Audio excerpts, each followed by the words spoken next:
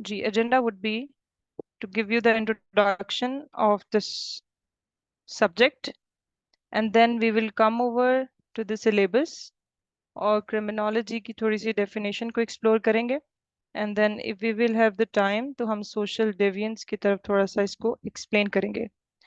So in order to give you the introduction, I would like to start from a story. उसको हम किस तरह से लेकर चलेंगे, पहले आप एक छोटी सी स्टोरी को आपने साथ साथ इसको नोट करते जाना है आपने सारा, सो दैट एक ब्रॉडर पिक्चर जो है पूरे एक सब्जेक्ट की और इस कॉन्सेप्ट की आपने लेनी है. ठीक है, चलें जी, लेट्स स्टार्ट ओवर. अच्छा, imagine a person, let's say he is a person A. What he has done, he has killed another person. दूसरे इंसान को इसने किल कर दिया. ठीक है, apparently what it is, now you know that this is a crime. आपकी नज़र में ये क्राइम है, लेकिन let's not call this a crime. इसको सिर्फ एज एन एक्शन हम देखते हैं. ये उसने एक एक्शन परफॉर्म किया. In that time, thousands of years ago, अगर आप देखें, अगर आप हिस्ट्री को देखें, let's call that action as evil. he has done an evil action. अब evil action जब इसने कर लिया, there was a person B who was looking on to him. एक person B उसको देख रहा था, और उसने क्या किया, उसने इसके इस एक्शन को इमिटेट किया. इस एक्शन को इमिटेट किया. इमिटेट करने का मतलब ये है कि उसने भी सोसाइटी में, अपने सराउंडिंग में किसी दूसरे इंसान को कत्ल कर दिया, जिसपे उसको गुस्सा था. He got angry on it और उसको कत्ल कर दिया. बिकॉज कत्ल इसलिए किया कि उसने देखा कि that person A has not got any punishment, या उसको कोई उसके एक्शन का कोई रिएक्शन नहीं मिला. So he has done the same, right. अब क्या हुआ नेक्स्ट इज कि सोसाइटी ने देखा, द सोसाइटी हैज सीन, जो उनके सराउंडिंग में थे, दे हैव सीन कि एक एक्शन परफॉर्म हुआ, और उसके रिएक्शन में another evil action was performed. उस इवल एक्शन के परफॉर्म होने के बाद what they have decided, they have decided that we have to control this thing. हमें इसको कंट्रोल करना पड़ेगा. अब उस कंट्रोल को, सोसाइटी की कंट्रोल को, let's call it a social control. हम उसको क्या कह देंगे, ये क्या था, एक सोशल कंट्रोल. कि सोशल कंट्रोल उन्होंने क्या करने की कोशिश की, दैट कि हम क्या करेंगे, पर्सन ई ए और पर्सन बी को, हम इसको कोई ऐसा इसके ऊपर पेनल्टी डालेंगे, कोई ऐसी पनिशमेंट डालेंगे कि ये नेक्स्ट टाइम जो है बाकी लोग जो उनको ऑब्जर्व कर रहे हैं, they will not do that thing again. वो इवल एक्शन नहीं करेंगे. I am not talking about the word crime, अभी मैं क्राइम की बात नहीं कर रही. I am just talking about in a simple terms में हम बात करेंगे. ठीक है, सोशल कंट्रोल के लिए उन्होंने क्या किया, let's make some rules and regulations. क्या किया जाए, कुछ रूल्स एंड रेगुलेशंस बनाई जाए. आफ्टर दैट, जब रूल्स एंड रेगुलेशंस बनाने की बात आई, तो उन्होंने देखा कि हम क्या करेंगे, इन रूल्स एंड रेगुलेशंस को बाइंडिंग करेंगे. ठीक है, बाइंडिंग का क्या मतलब होता है कि ये लागू होंगे पूरी की पूरी सोसाइटी के ऊपर. जहां भी हम रहेंगे, कानून बना दिया जाएगा, वो लागू होगा. जो उस पे अमल करेगा उसको जो है वो शाबाश मिलेगी, और जो उस पे अमल नहीं करेगा उसको सजा मिलेगी. यानी एक शुरू हो गया एक्शन और reaction. Now what we have seen, क्या देखा हमने कि ये इस एक्शन में हमारे पास एक रिएक्शन आ गया. एक रिएक्शन आया. रिएक्शन के बाद it comes into the form of a law. किस फॉर्म में आ गया, रूल्स एंड रेगुलेशंस. जब ये सारी चीजों की हो रही है, ये सब एक्शन से रिएक्शन तक एक एवोल्यूशन हो रही है, इर्तिका हो रहा है मुख्तलिफ चीजों का. अब लॉ हमारे पास आ जाता है. लॉ आता है, और वो लॉ जो है समटाइम्स कुछ जो है वो इरा के अंदर कुछ लॉज जो थे वो अनरिटन हमारे पास मिल जाते हैं, और कुछ लॉ हमारे पास जो है वो रिटन फॉर्म में मिल जाते हैं.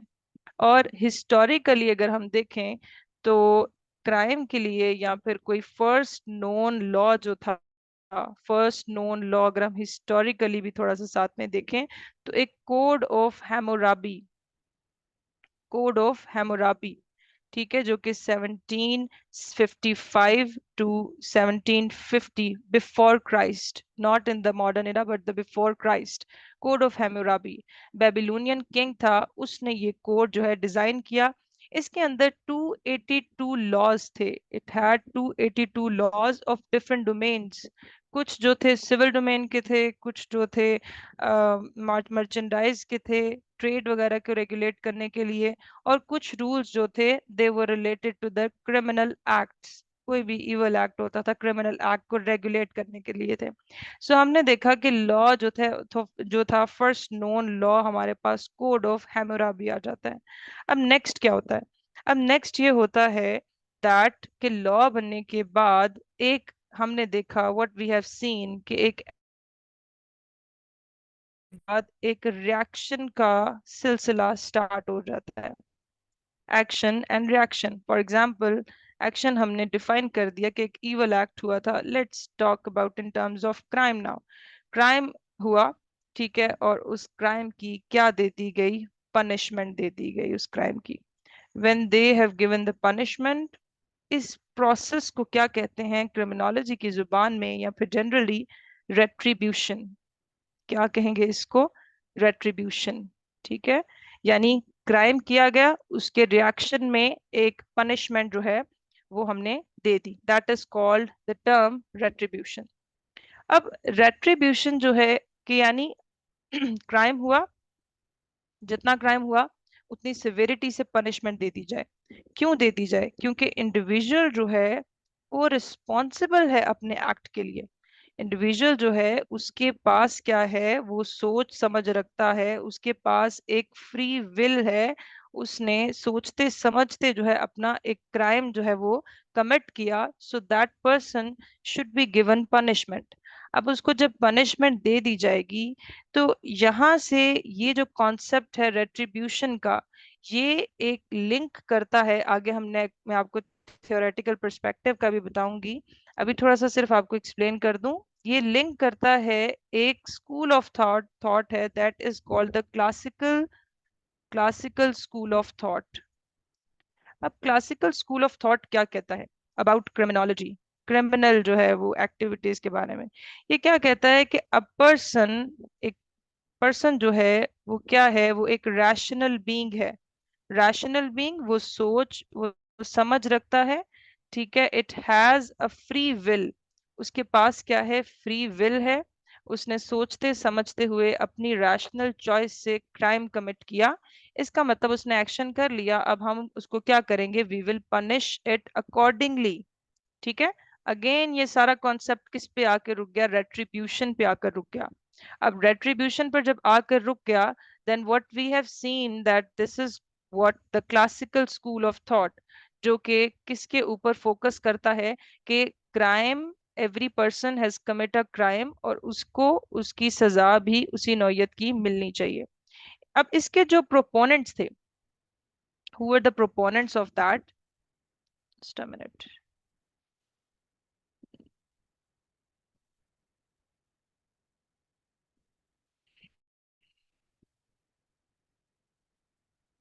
जी, इसके जो प्रोपोनेंट्स थे उनमें से एक नाम यहाँ यहीं पे बता देती हूँ आपका, सिजर बकैरिया। ठीक है, सिजर बकैरिया, या जो भी आपने इसको प्रोनाउंसिएट करना है। इन 1764, अपनी book that is an essay on crimes and punishment, उसमें ये इस क्लासिकल स्कूल ऑफ थॉट का जिक्र करता है, इसी रेट्रीब्यूशन के प्रोसेस का जिक्र करता है। अब नाउ यू हैव सीन कि यहाँ पे अभी साथ चलते चलते एक्सप्लेनेशन करते करते I am telling you about some theory as well. तो इसको जरा आपने हमने अब इन सारी चीजों को लिंक करना है, we are going to link these things. अब यहीं से स्टार्ट करते हैं, रेट्रीब्यूशन से आगे चलते हैं। Let's start from the retribution. अच्छा जी, हमारे पास एक प्रोसेस हो गया रेट्रीब्यूशन। अब रेट्रीब्यूशन के बाद हमने देखा कि जो जो टाइम बढ़ता जा रहा है, नॉलेज आता जा रहा है, और लोगों के अंदर जो है अवेयरनेस आती जा रही। Let's go into the age of enlightenment. अब एज ऑफ एनलाइटनमेंट में चलते हैं। ये ऐसी एज थी, इस एज को एज ऑफ रीजन भी कहते हैं। इस एज को एज ऑफ रीजन भी कहते हैं। यहीं पे हमें पहले जो है वो रेनेसांस मिलता है, एज ऑफ एनलाइटनमेंट आती है। उसके बाद जो है वो हमने देखा glorious revolution and all of these things, जो कि आप हिस्ट्री अगर ब्रिटिश हिस्ट्री वगैरह पढ़ें तो उसके अंदर आपको ये चीज़ें बड़ी क्लियरली जो है आपको समझ आ जाती हैं। अच्छा, उसके बाद जो है रेनेसांस के अंदर हमने देखा कि आगे क्या होता है, ज्यादा से ज्यादा बात होना शुरू हो गई इंडिविजुअल राइट्स की, इंडिविजुअल ह्यूमन राइट्स की। अब जब इंडिविजुअल ह्यूमन राइट्स की बात होना स्टार्ट हो गई, तो फोकस आना शुरू हो गया किस चीज पर, एक प्रोसेस पर आना शुरू हो गया। वो प्रोसेस क्या था? The scientific approach, the scientific approach. अब ये जो साइंटिफिक अप्रोच जो है ये कहाँ से शुरू हुई थी? एक फिलोसोफर था in that period of age of enlightenment, उसका नाम था Rene Descartes. Rene Descartes, spelling उसके इस तरह से होते हैं, रेने डेकार्ट। उसने एक डिक्टम दिया था, कोजितो एर्गो सुम। कोजितो एर्गो सुम, इसका मतलब क्या है? इसका मतलब है I think therefore I am, I think therefore I am. यानी पहले जो है I think therefore I am, क्या मैं, मेरी सोच की वजह से ही सब कुछ है।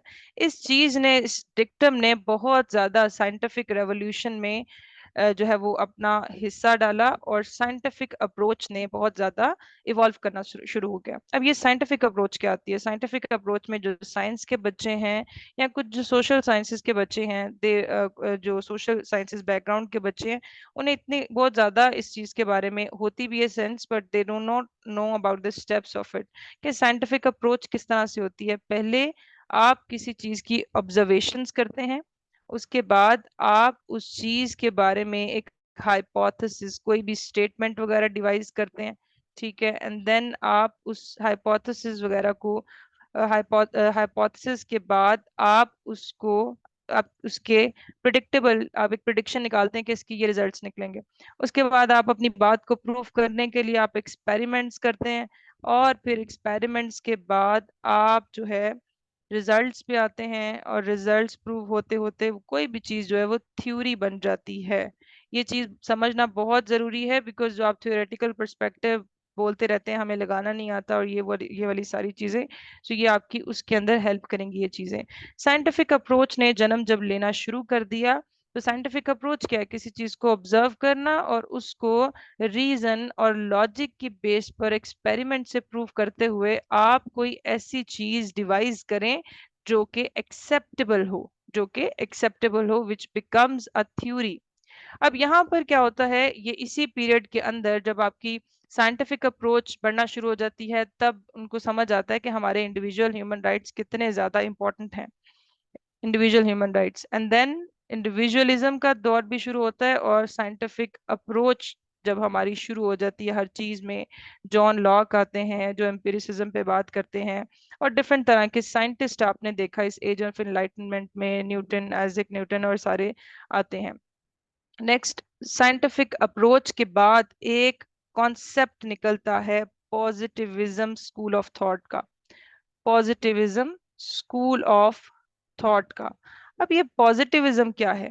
पॉजिटिविज्म जो है, व्हाट इट इज, पॉजिटिविज्म का मतलब है कि कोई भी ऐसी चीज, all genuine knowledge, all genuine knowledge which is positive, उसको all genuine knowledge which is positive। अब देखो, हमने इसको genuine क्यों कहा है? why we call it genuine? क्योंकि हमारे पास ये जो नॉलेज आया था ना, ये किस अप्रोच से आया था? हमारे पास साइंटिफिक अप्रोच से आया था। हमने सारी चीजों को step by step different scientific approach के मेथड से उतार कर, स्टेप बाय स्टेप हम उसको लेकर आए हैं किसी कंक्लूजन के ऊपर। दैट्स वाई उसको कहते थे ऑल जेन्युइन नॉलेज। कि नॉलेज जेन्युइन कैसे बन गया? कि साइंटिफिक अप्रोच इसमें यूज की गई है। और उसके बाद जो है हमारे पास that positivist school of thought आया, पॉजिटिविज्म, यहां से निकल कर आता है फिर पॉजिटिविज्म। और इसी पॉजिटिविज्म ने फिर क्या किया? पॉजिटिविज्म क्या करती है?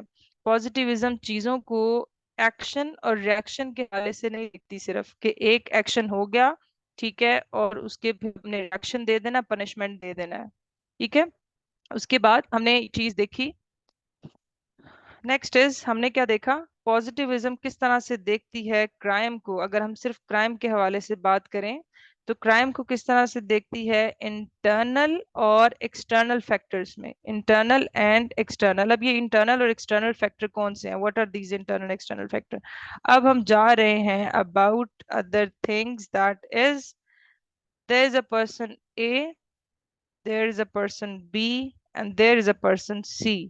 पर्सन ए कहता है कि क्राइम हुआ है, वो क्राइम को देखता है कुछ बायोलॉजिकल पर्सपेक्टिव के हवाले से, कि क्राइम कमिट हुआ क्योंकि उसके कुछ बायोलॉजिकल रीजंस थे। पर्सन बी इसको देखता है क्राइम कमिट हुआ क्योंकि उसके कुछ सोशोलॉजिकल जो है वो रीजंस थे। पर्सन सी इसको देखता है दैट इज कि कोई साइकोलॉजिकल फैक्टर्स थे। अब ये क्या हो गए, हमारे पास तीन अलग अलग किस्म के पर्सपेक्टिव हो गए। अब हमने देखा कि किस तरह से एवोल्यूशन हुई है क्लासिकल स्कूल ऑफ थॉट से, जो कि रेट्रीब्यूशन पे जो है वो तवज्जो देती है, towards the positive school of thought. अब यहाँ पर क्या हो रहा है, यहाँ पे हो रही है evolution of knowledge, evolution of knowledge है। अब क्या होगा, ज्यादा से ज्यादा जो है, चूंकि अब इंडिविजुअल की बात होने लग गई है, इंडिविजुअल की ह्यूमन राइट्स की बात होने लग गई है, अब रेट्रीब्यूशन से हम किस पर्सपेक्टिव की तरफ आ रहे हैं, we are coming over to the perspective of another thing that is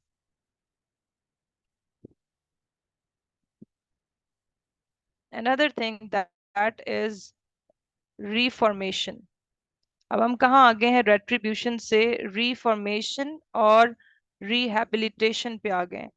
अब हम क्राइम को किस तरह से देख रहे हैं कि वो क्या कहते हैं कि मुजरिम से नहीं, जुर्म से जो है वो नफरत करनी चाहिए।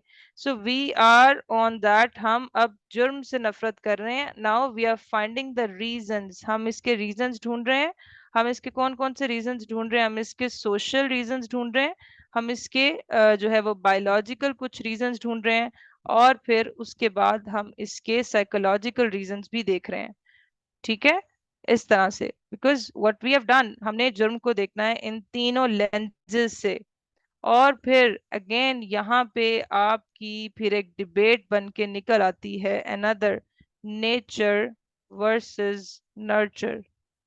ठीक है, नर्चर में आपका सोशोलॉजिकल कोई चीज आपको नर्चर करती है, एक्सटर्नल फैक्टर्स, क्या चीज आ जाती है आपकी एक्सटर्नल फैक्टर्स, और नेचर में आपकी कौन सी चीज आ जाती है, आपके इंटरनल फैक्टर्स आ जाते हैं। गॉट दिस पॉइंट, कि इंटरनल और एक्सटर्नल फैक्टर्स की हमने चीजें देख ली। पीछे हमने डिस्कस किया था, what we have discussed in previous slide, हमने क्या चीज डिस्कस की थी कि तीन पर्सपेक्टिव डिफरेंट हम देखते हैं, उसके बाद अगेन हम फिर तीनों इस जो पर्सपेक्टिव को उस तरह से देखते हैं। अब यहाँ पर हुआ क्या है, यहाँ पर एक चीज की एवोल्यूशन हुई है।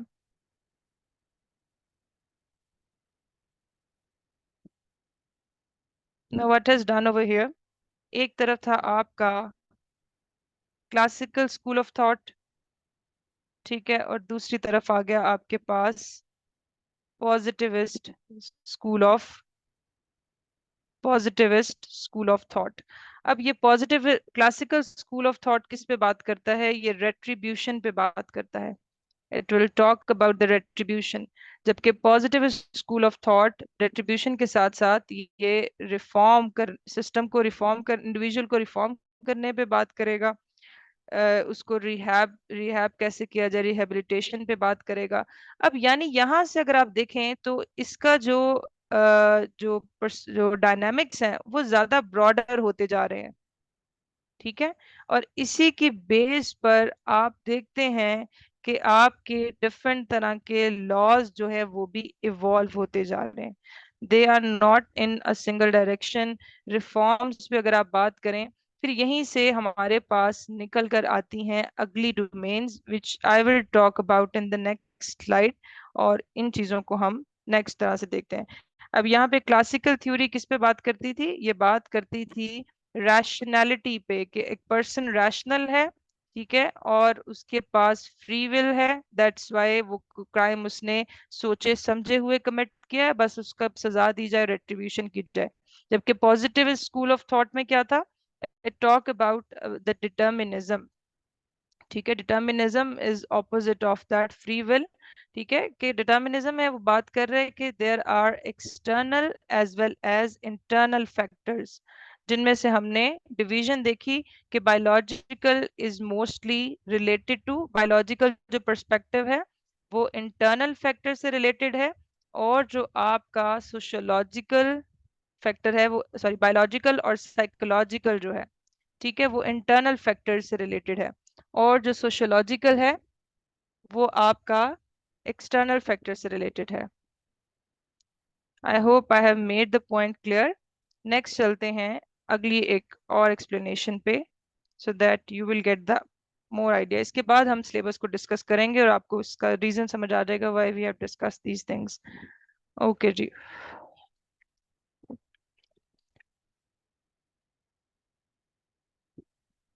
अच्छा जी, अब एक और जो है स्टार्ट करते हैं डिस्कशन, दैट इज,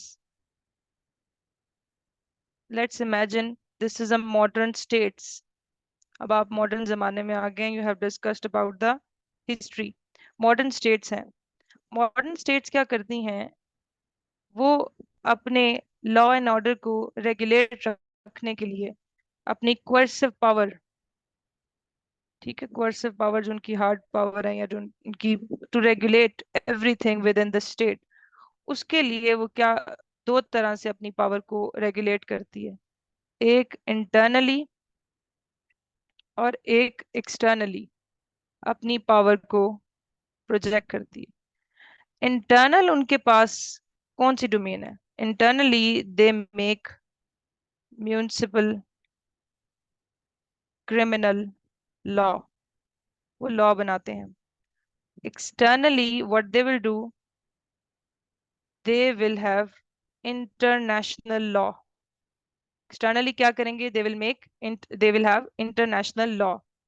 अब इंटरनेशनल लॉ जो है हम सबको पता है क्या होता है, कि एक इंटरनेशनल बॉडीज हैं, यूनाइटेड नेशंस जो है उसकी इंटरनेशनल कोर्ट ऑफ जस्टिस है, वो जो इंटरनेशनल लॉ है बेसिकली सारी चीज़ों को, नेशन स्टेट्स को आपस में जोड़ के रखता है, आपस में उनके ताल्लुकात पॉलिटिकल, इकोनॉमिक और हर तरह के ताल्लुकात को रेगुलेट करता है।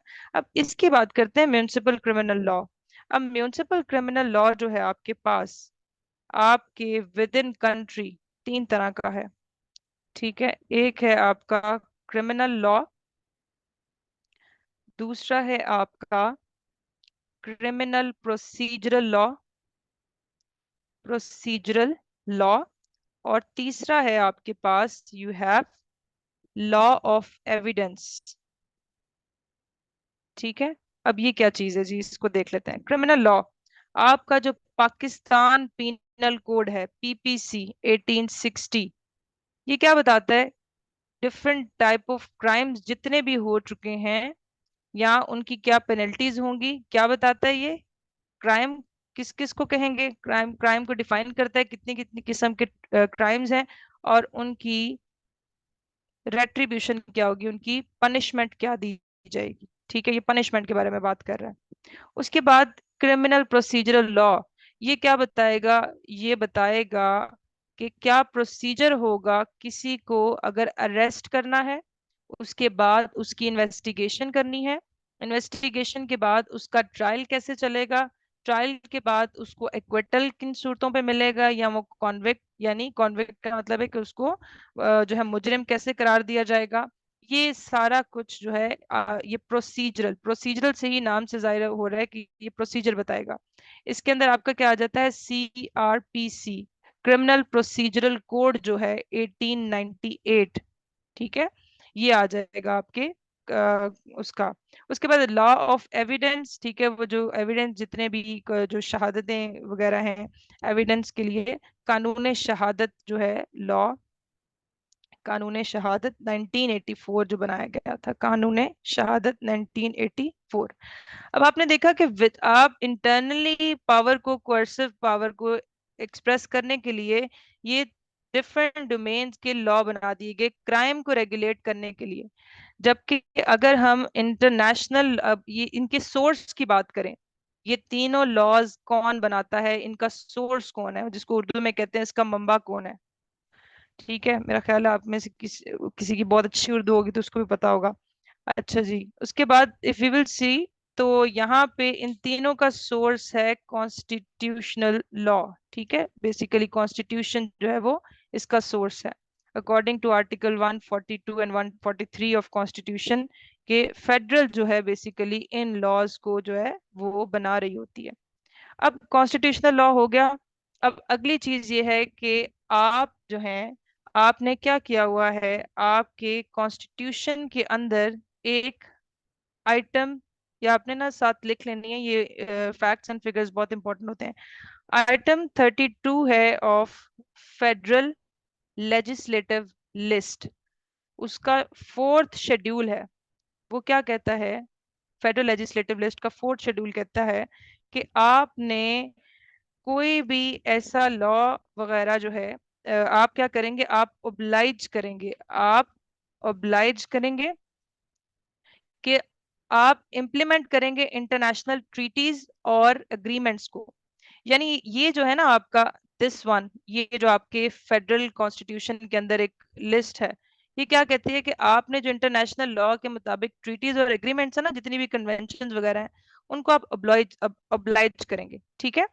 अच्छा जी, अगेन मैं इसको रिपीट कर देती हूँ, व्हाट आई हैव सेड। मैंने पहले बात की, आई हैव टॉक अबाउट, ऊपर मैंने बात की मॉडर्न स्टेट्स अपनी कोर्सिव पावर को यूज करती हैं इंटरनली और externally. Internally they make their laws. आपके किस किस किस्म के लॉ हैं, क्रिमिनल लॉ है, पीपीसी पाकिस्तान पिनल कोड है, क्रिमिनल प्रोसीजरल लॉ है आपके पास सीआरपीसी, और लॉ ऑफ एविडेंस है। इन सब की मदद से, और डिफरेंट इंस्टीट्यूशन इनको इम्प्लीमेंट करा रहे हैं। ठीक है, बना कौन रहा है इनको, बेसिकली फेडरल या पार्लियामेंट आपकी बना रही है। ठीक है, कॉन्स्टिट्यूशनल लॉ आप इसका सोर्स है। और इम्प्लीमेंट कौन कर रहा है इन कवानीन को, आगे से जो डिफरेंट इदारे हैं, जो लॉ इन्फोर्समेंट एजेंसीज हैं, LEAs। ठीक है, पुलिस हो गया, नैब, FIA एक्सेट्रा, वो आपको पता है उसका डिफरेंट डोमेन्स हैं, वो चीज कर रही है। उसके बाद मैंने बात की कॉन्स्टिट्यूशन लॉ के अंदर, आपकी कॉन्स्टिट्यूशन के अंदर 1973 का जो आपका कॉन्स्टिट्यूशन है उसके अंदर फेडरल लेजिस्लेटिव लिस्ट है, यानी कि जो जिसके ऊपर फेडरल गवर्नमेंट जो है लॉ मेकिंग कर सकती है, उसकी आइटम नंबर 32 के तहत आप क्या करेंगे, आप ओब्लाइज करेंगे इंटरनेशनल ट्रीटीज एंड अग्रीमेंट्स को, इंटरनेशनल ट्रीटीज एंड अग्रीमेंट्स को आप ओब्लाइज करेंगे। ठीक है, यानी अब इस मॉडर्न स्टेट के अंदर ना आप इररिलेवेंट नहीं रह सकते। एक्सटर्नल और इंटरनल तो आप कर रहे हैं, लेकिन आप एक्सटर्नल जो है वर्ल्ड से, इंटरनेशनल लॉ से, you can not show irrelevancy. You are relevant because it is written in your constitution, या आपके कॉन्स्टिट्यूशन में रिटन है। ठीक है, आपने इस एंगल से चीजें जो है देखनी है। और जिस तरह अगर आप ये चीजें अगर आप प्रेजेंट करते हैं अपने पेपर में, तो it will give you an extraordinary marks in it. ठीक है, I hope I have made the things clear. Moving on, एक और चीज बस एक्सप्लेन करके then we will move on to the syllabus.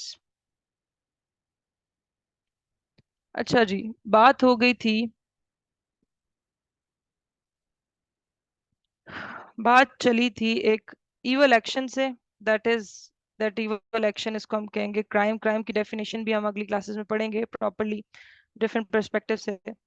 Crime, crime के बाद आपके पास आ जाती है पनिशमेंट। अब पनिशमेंट कौन देगा, पनिशमेंट के लिए फर्स्ट ऑफ ऑल तो कोई लॉ होना चाहिए, लॉ की हमने बात कर ली। ठीक है, लॉ के बाद लॉ को इम्प्लीमेंट, लॉ इम्प्लीमेंटेशन भी होनी चाहिए। अब लॉ इम्प्लीमेंटेशन कौन करेगा, who will do that law implementation. ठीक है, लॉ इम्प्लीमेंटेशन करेंगे आपके लॉ इन्फोर्समेंट एजेंसीज, और वो CRPC, क्रिमिनल प्रोसीजर कोड और कानून शहादत जो है, इन तमाम चीज़ों के तहत जो है वो करेंगे। ठीक है, अब उसके बाद जो है एक जो कुछ कंपोनेंट्स हैं आपके, क्राइम से स्टार्ट करते हैं। ठीक है, क्राइम हो गया, क्राइम के बाद नेक्स्ट स्टेप क्या होना चाहिए, that person should be arrested. Arrest कौन करेगा, अरेस्ट करेगी पुलिस। नेक्स्ट थिंग, अरेस्ट के बाद द इन्वेस्टिगेशन विल स्टार्ट। अब इन्वेस्टिगेशन स्टार्ट हो गई, इन्वेस्टिगेशन में भी कौन है, इन्वेस्टिगेशन ऑफिसर होता है, उसकी प्रॉपर ड्यूटीज होती हैं। कौन सी इंस्टीट्यूशन, इदारा कौन सा इन्वॉल्व है, police. The next thing, investigation के बाद उसका आगे ट्रायल चलेगा।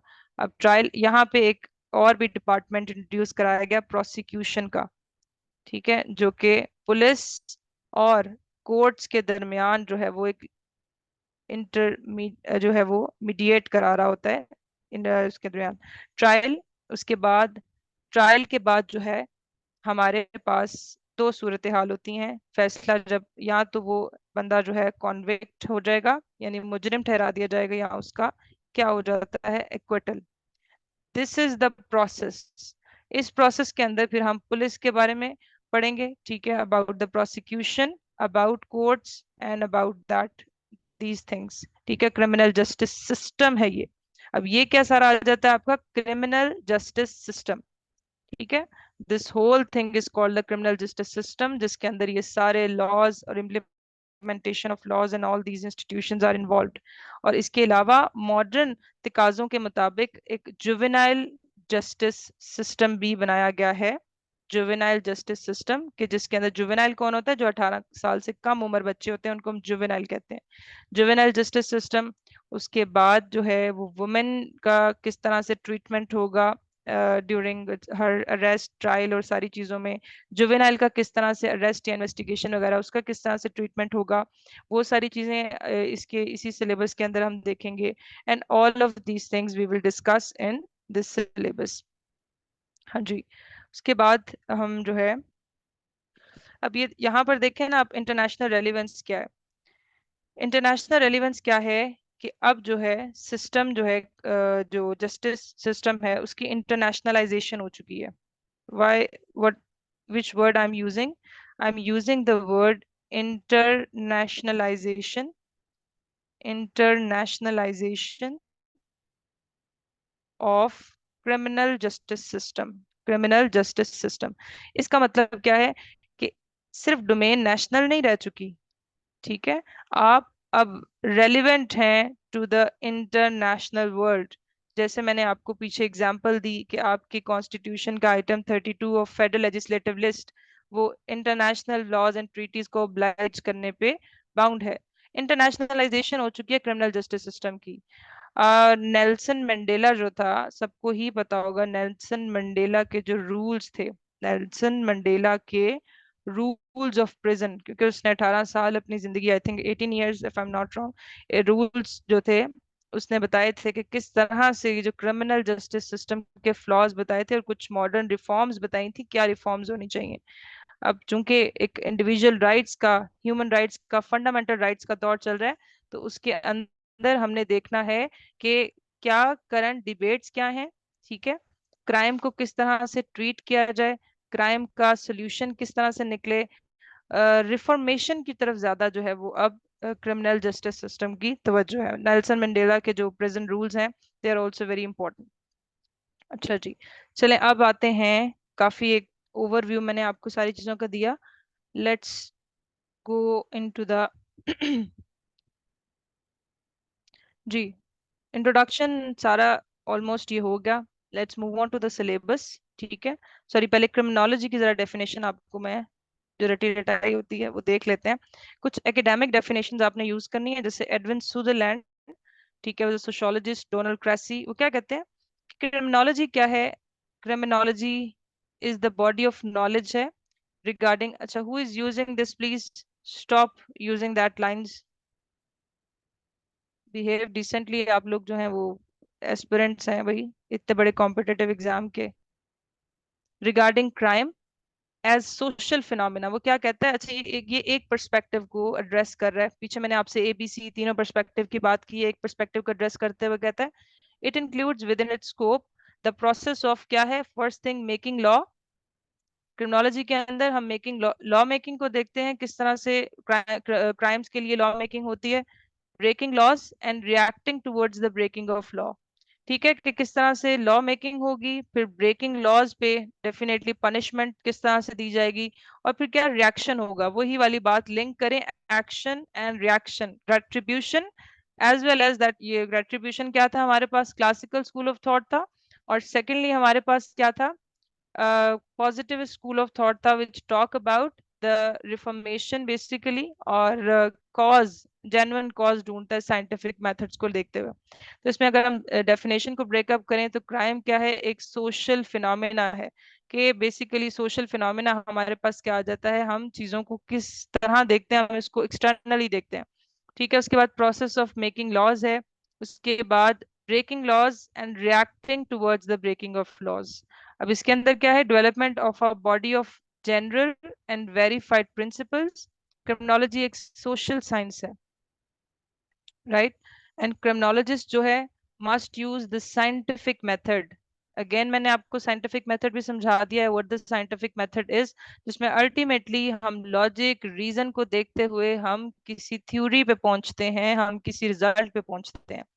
ठीक है, और वो कहता है कि आप भी क्या करें, आपने जब भी किसी क्राइम को देखना है तो उसकी अप्रोच आपको उसको स्टडी करने की क्या होनी चाहिए, it should be scientific when conducting the research. Criminologists are required to employ valid and reliable experimental designs. I hope you got this point. What that mean? Experimental designs and sophisticated data analysis techniques, or else lose standing in the academic community.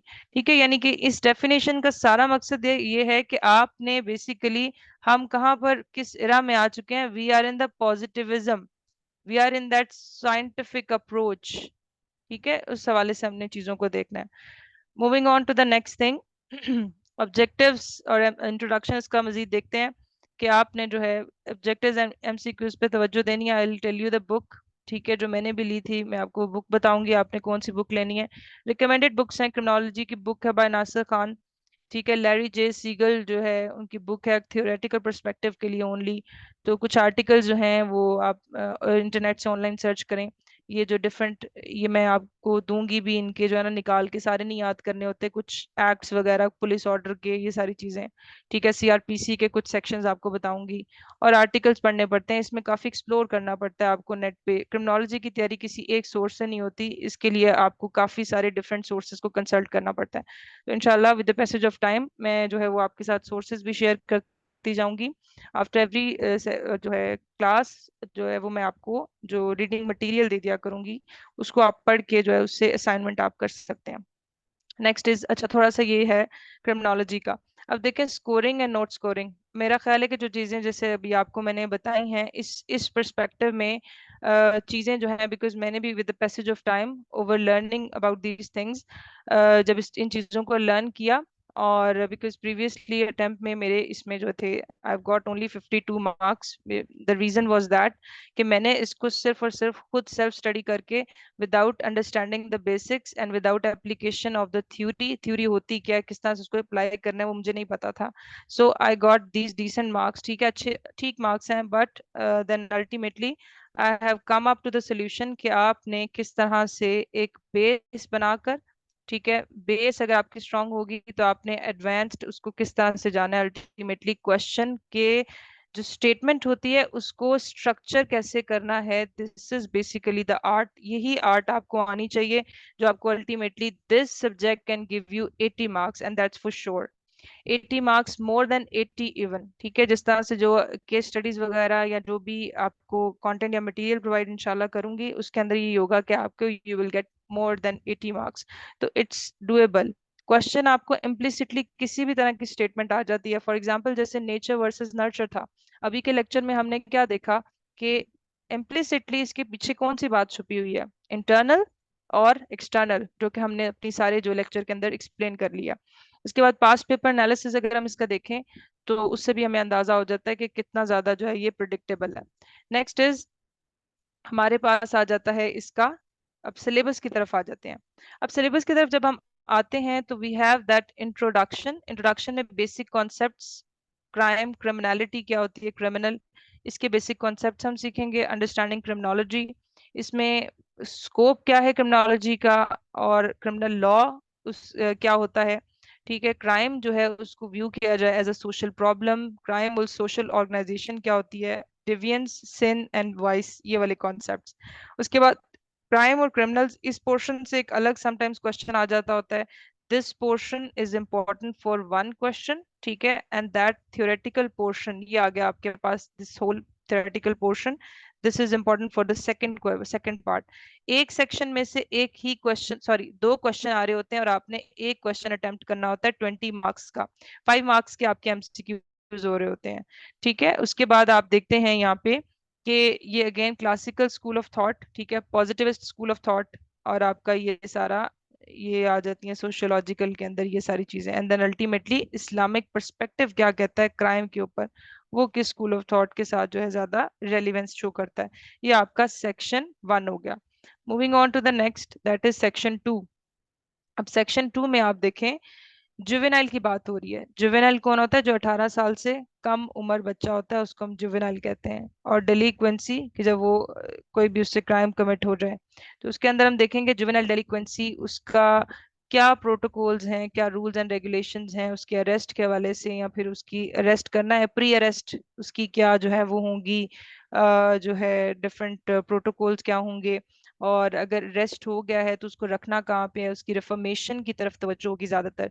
This is basically the evolution of law, कि आप ultimately जैसे gradually slowly आप international law के साथ, international treaties के साथ आप in line हैं, तो आपने किस तरह से चीजों को लेकर चलना है।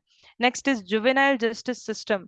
उसके अंदर हम देखते हैं रोल ऑफ पुलिस, ठीक है, क्या होगा उसका, जुवेनाइल का कोर्ट प्रोसेस क्या होगा, प्री ट्रायल, ट्रायल और सेंटेंसिंग, कि उसको सजा देनी है तो किस हद तक सजा देंगे, प्रोसिक्यूटर का रोल, ये सारी चीजें ये बहुत इजी हैं दीज थिंग्स, ठीक है, ये हम इंशाल्लाह इसको करेंगे।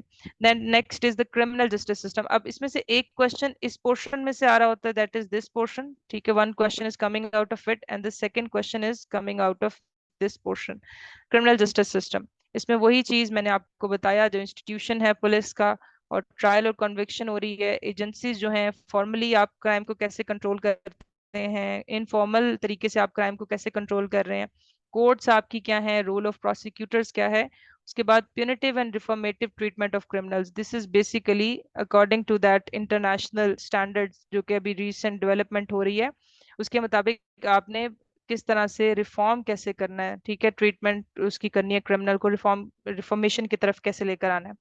नेक्स्ट इज दैट सेक्शन 3, इसमें इन्वेस्टिगेशन का भी आ गया, जैसे मैंने आपको सारा समझाया, पहले अरेस्ट है, क्राइम हो गया, अरेस्ट है, and then comes the investigation, then comes the trial.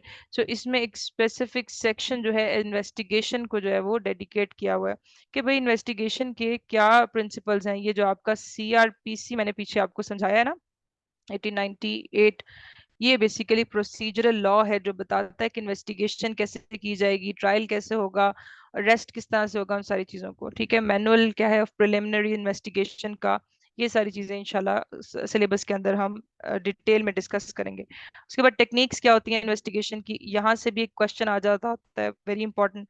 और उसके बाद ये दिस क्वेश्चन, ये वाला एरिया जो है इसको बड़ा पसंद है एग्जामिनर को, about these organization, specifically Interpol and Europol.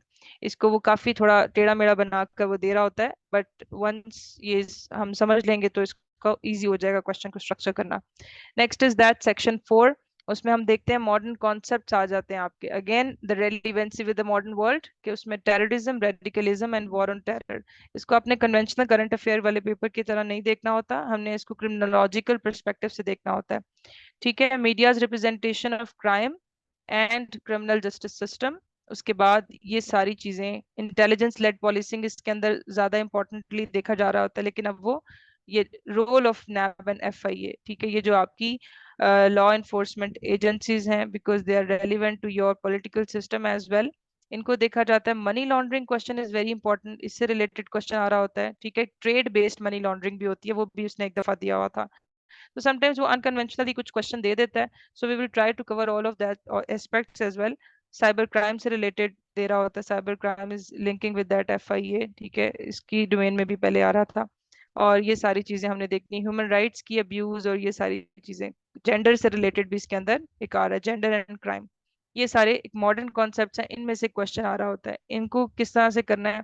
So I have that material, मैंने अपने नोट्स भी बनाए थे, इंशाल्लाह I provide you as well, ये भी आपको मैं प्रोवाइड करूंगी। अब देखें यहाँ से जो है एक क्वेश्चन या ऊपर इस पोर्शन से वो दे रहा होता है आपको इंटेलिजेंस लेड वाले से, और एक जो है वो क्वेश्चन नीचे वाले पोर्शन से आपको वो कर रहा होता है, बिकॉज उसने अपने पेपर को जस्टिफाई और बैलेंस करना होता है। नेक्स्ट इज यहाँ पे थोड़ा सा पास्ट पेपर्स को हम देख लेते हैं। Critically analyse the biological theories of criminality, direct question उसने दे दिया है, ठीक है।